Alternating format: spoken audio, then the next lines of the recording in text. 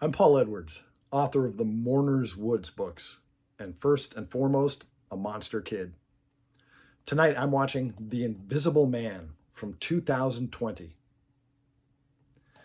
Universal Studios had a lot of success with their monster movies in the 1930s and 1940s. Their flagship franchise was Frankenstein, but they also had a lot of success with series involving other monsters like the Mummy and the Wolfman, Count Dracula, and The Invisible Man. The Invisible Man's first film was in 1933. It was a great horror film directed by James Whale and starring Claude Rains.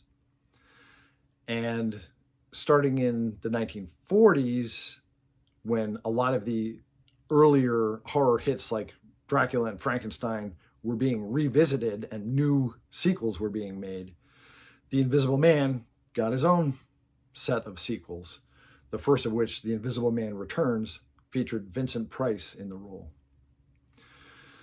So The Invisible Man had a series of successful horror films. Unlike some of Universal's other monsters, like Dracula and the Wolfman and the Frankenstein monster, The Invisible Man did not get involved in any crossover films with the other monster characters. The only time The Invisible Man was ever shown in any movie with other monsters was as a joke, just in a quick gag bit in Abbott and Costello Meet Frankenstein. So The Invisible Man's character had been a successful basis for a horror franchise. But when Universal's horror cycle ended in the mid-1940s, these characters were indefinitely shelved. And for years, people tried to revive the Universal Studios classic monsters in new reboots with mixed results. Probably the best job they ever did of trying to reboot the classic Universal monsters was in the 1979 Dracula, which was a big budget, big name actor remake. They had reasonably good results with the 2010 version of the Wolfman. And of course, we all know they had absolutely disastrous results when they tried to reboot their franchise yet again with The Mummy, starring Tom Cruise, in what was ambitiously portrayed as being the beginning of a whole new shared universe with all these great old classic monsters. And of course, they bit off way more than they could chew, and the film was a complete disaster. Critics hated it, audiences hated it, it lost money, and it was such a fiasco that all plans were halted on any further Universal Dark Universe films.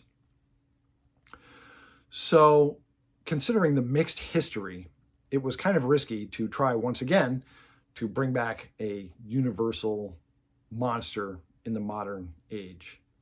But Blumhouse took the risk.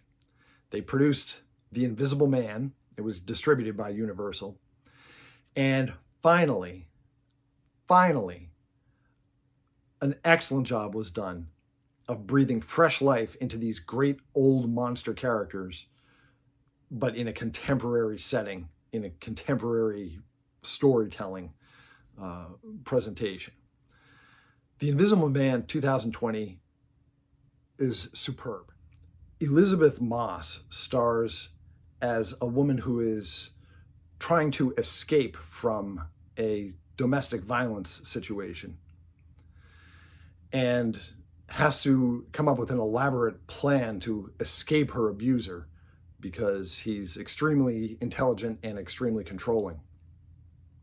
Her abuser is Dr. Adrian Griffin, and the name is a nod to the old Universal Studios Invisible Man series, where the various invisible men all had the last name of Griffin, even though not all of them were related. It was just a running thing to have the Invisible Man named Griffin. So, as a nod to that tradition, this film has the new Invisible Man named Griffin, Adrian Griffin, and he is unable to stop Elizabeth Moss's character from escaping.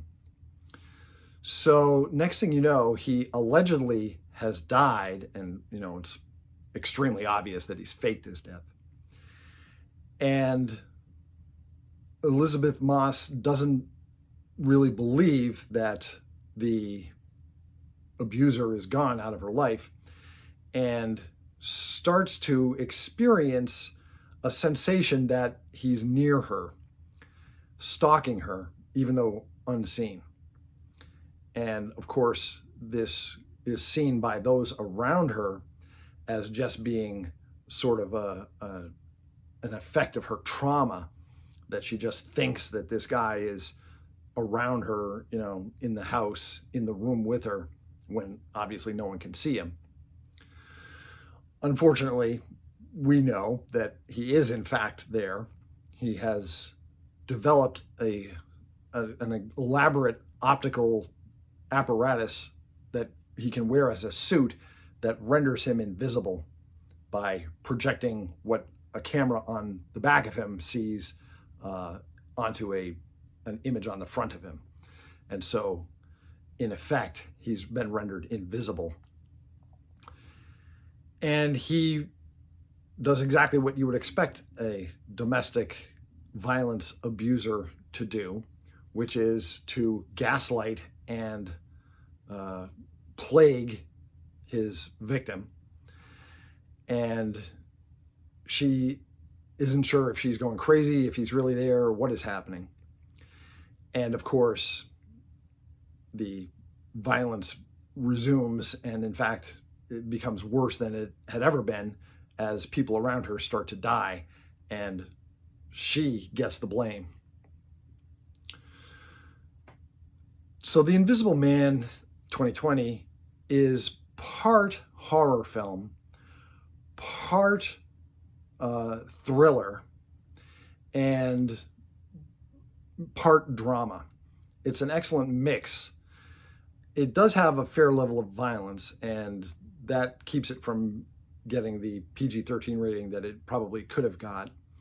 But it is intensely scary, even in the scenes where no violence is used. This film raised my hopes that Universal finally was going to get it right, and they were going to start bringing back more of their great old monster characters with contemporary storytelling, and that we would have other horror films just as good as The Invisible Man.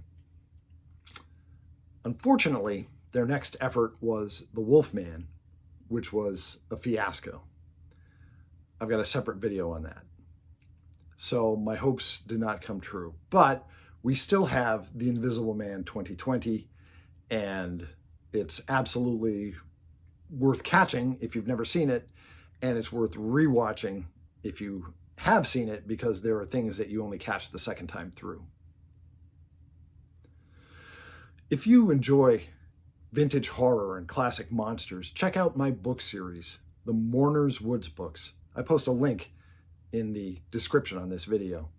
I've written a series of novels that take place in a haunted forest, and I recapture the feel of 20th century B movies, but in a contemporary setting. My name again is Paul Edwards. My books are the Mourner's Woods books. Thanks for letting me talk to you about The Invisible Man. I'll see you in Mourner's Woods.